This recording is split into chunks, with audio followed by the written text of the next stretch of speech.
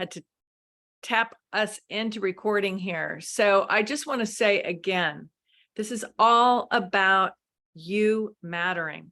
If you're in a place in your life where you feel like you just don't feel like things are going your way, or you feel like you're not enough, you've tried this, it didn't work out. You've tried that, it didn't work out. This relationship isn't working out.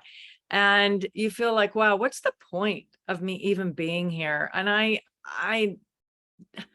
hear that a lot from people because, on top of what may be going on in your current relationship, there's a lot of heavy energy in the world right now. And that, we're absorbent. And so we're collecting that as well.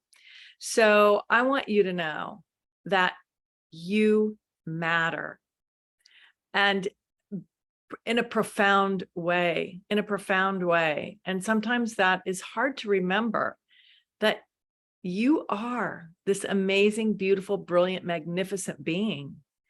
And when things are not turning out the way you want, and believe me, trust me, I go through the same feelings as you do. Sometimes it can be really hard to remember that and to just live into that knowing. So today I want to take you through 3 tips on really connecting to the fact that you matter. And I want to start and premise this training today, which is our usual Divine Awakening 15-minute training. I want to preface it with this scripture from Ephesians. I pray that the eyes of your heart may be enlightened, in order that you may know the hope to which he has called you. So hope is an interesting word, because I think here, especially here in the United States in our vernacular, it's more of a kind of a hope isn't a certainty. It's like, well, I hope things work out. Well, I hope this happens. And there's an element of uncertainty around it. But when I was, every morning I read the Jesus Calling, and I read scripture, and I love learning about these teachings. And so I kept seeing hope as it's used here as well. I pray that the eyes of your heart may be enlightened, in order that you may know the hope to which he has called you.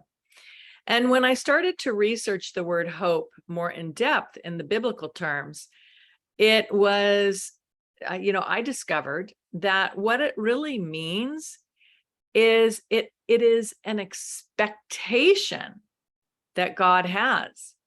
Hope is an implied expectation. So it is a certainty in God's eyes. It is a certainty that he created you unique and so multifaceted, with so many different gifts and developed talents, that there is an implied hope that he has for you and your life and what you are going to bring to this planet, to this world. He's just been up there orchestrating all of it before you were even born.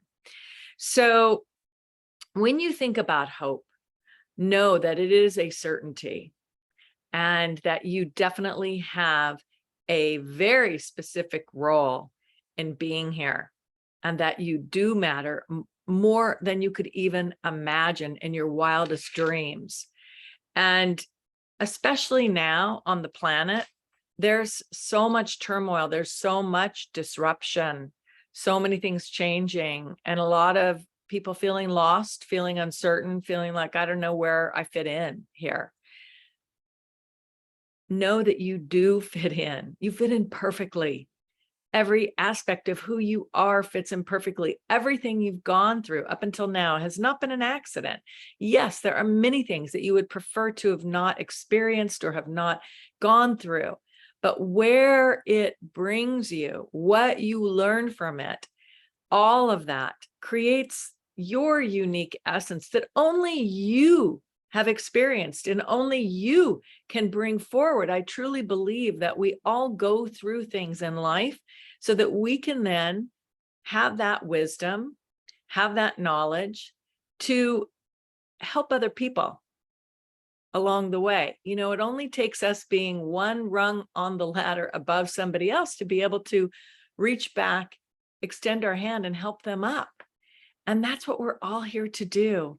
So that's the first thing, is to understand that you matter greatly. And I want to read something to you from this book, Believing Bigger, that is in, that talks about this, about you mattering.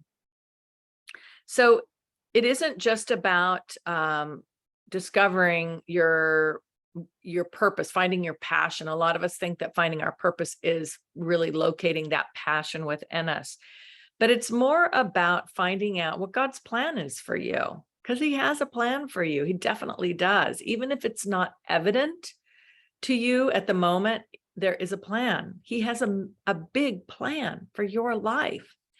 And so what it's about is that it's about discovering your divine assignment and fulfilling your God-given life mission. And here's the thing, stepping into what God has for you will always require you to believe bigger. You see, to believe bigger means to believe beyond who you think you are. You know, we have this idea about ourselves, you know, and so it requires you to be willing to see yourself as necessary, incredibly gifted, and limitlessly impactful. God neither consults your past nor your resume when he maps out your future. And he isn't confined to your passions either. Those are the things you've learned to do, your formed identity. But in order to enter a new level of impact and meaning, you must be willing to embrace your true born identity. How you see yourself will determine what you see for yourself. I'm going to repeat that, and you may write this down because it is super important. How you see yourself will determine what you see for yourself. What you see for yourself. So we have to act as though we are necessary, and we have to act as though we are limitless. And that is all about our self-image, right? Our self-image is formed from our beliefs about ourselves. And then those beliefs carry forward and project out to the world what we believe is possible for us, what we believe we are worthy of. And so that's why this is so important for you to get. I want you to get this, that you were birthed into this world with a plan that God had specifically for you, no one else, you. And that he hopes that you open your eyes, that you connect to that space in your heart where he's living, so that you have that spiritual knowledge of what it is you are here to do.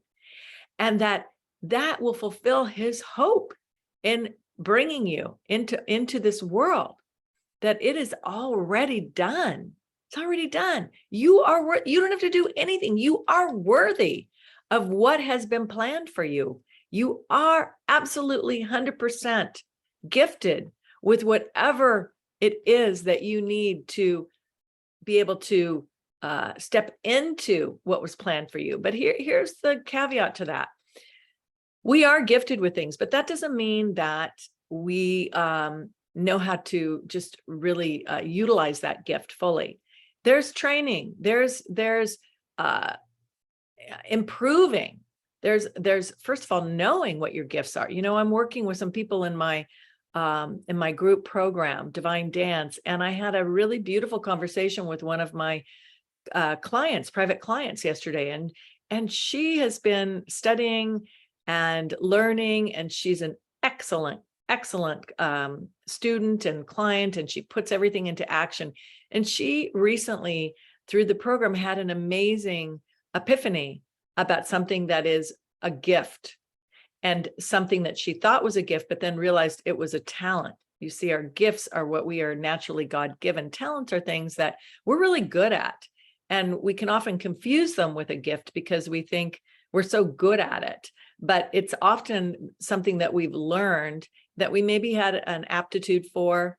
And so that creates our formed identity. But in this epiphany, she realized this gift that she had, And then there came the discernment and the fulfillment. And so we're always learning. We are always learning and always evolving. And so I want you to really commit to that for yourself, because that's part of our journey, that we are always learning and always committing. So that is the first part of what I wanted to share with you today. The second part is that there is a spiritual warfare going on.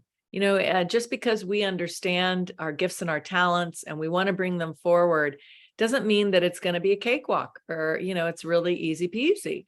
There is a spiritual warfare because there is this opposing energy. Call it what you will. Some people call it Satan. Some people call it the dark side, the shadow side, whatever you want to call it. I'm going to call it the dark side, right? The enemy, you might want to call it that, but there is that side that doesn't want us to recognize or live into our gifts and our talents, because when we do that, we're in our light.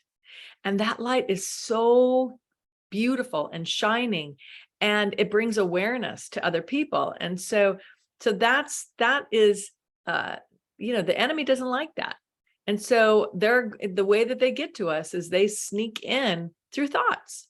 So you may have a wonderful gift, but then the thought might be, that's not such a big deal. Other people know how to do that. Have you ever thought that? I have thought, that's not really that special.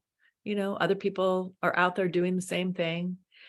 But so that is how the enemy gets to us, is they cause us to doubt. They cause us to question. They cause us to not live fully into our gifts. And so that's what you want to be aware of. And a great way to combat the enemy is through prayer. When you're starting to feel contracted, okay, because remember, there is light and there's dark, there's love and there's fear. The light and the love is always an expansive state. Your body feels good, you feel light, you feel expansive. The dark side, the enemy side, the doubts, the worry, the fears, the anxiety, that's always a contracted state. So just check with your body, check in, see how you're feeling. From how you're feeling where you're at. And if you're in that contracted state, then there's so many things you can do. But what I want to share with you that is easy that you can do is pray.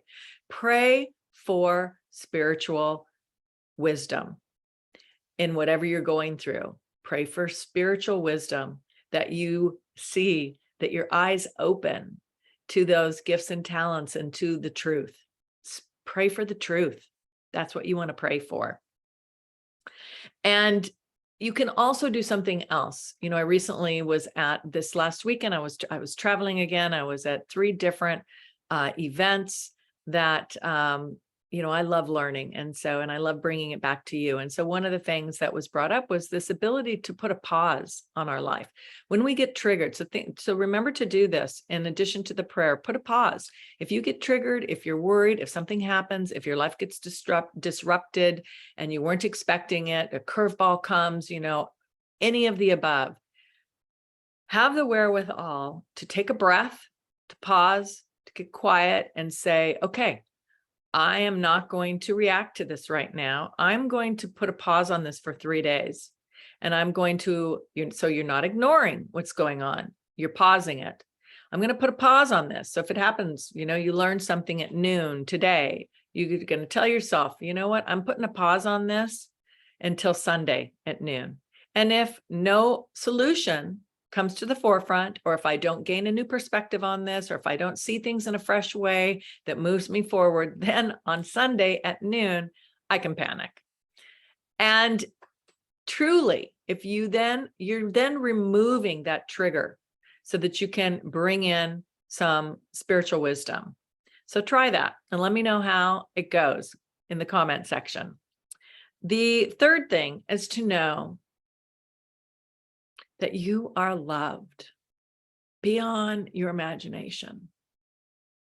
You are loved, so greatly loved.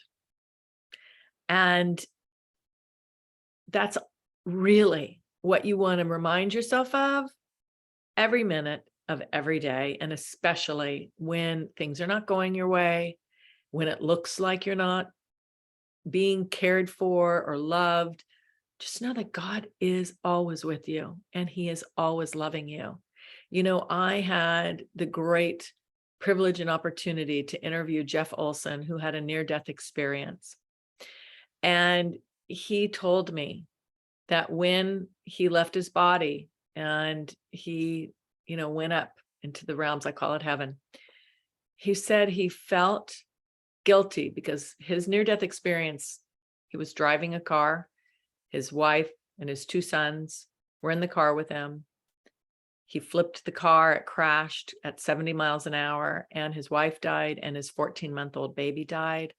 And he had a near-death experience. And when he was in heaven, he felt so guilty about being responsible for his wife and his baby's death. And he said, all of a sudden, he felt the presence of God. He said it was a love that is unimaginable. No English word for it.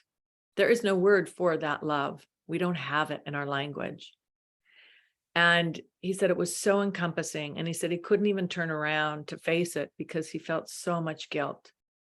And he said he heard God say to him, "You are so loved, and there's nothing to feel guilty about. This was all part of the plan. There is beauty in all of it. All I want for my children while they're on the planet to know is how loved they are and to ask themselves how well they are loving others." So in order to really abide by that, we must know that we matter.